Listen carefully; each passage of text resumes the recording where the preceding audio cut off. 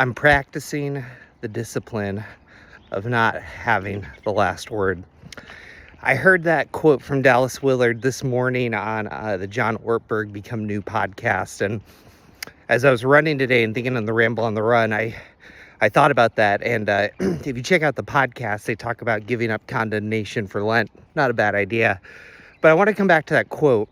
I'm practicing the discipline of not having the last word. John tells a story about Dallas actually using that. And think about how many times today that we feel this reactivity, that when someone says something that we have to defend or clarify or maybe be decisive and raise our voice. And you think about Jesus, who was perfect, never did anything wrong, and in his worst moment, he didn't defend himself. He didn't need to have the last word.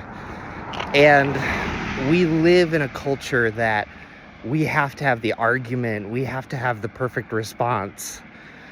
But I'm wondering how much of our anxiety and how free it would be to not live with the anxiety of having the last word, to not be reactive, to sit with something long enough. And so just been thinking about that. I don't know what that looks like for your life. I know what that looks like for my life, that when I'm letting reactivity kind of run the show and I'm responding out of fear or anxiety or anything like that. So just want you to think about your family, your friends, your coworkers.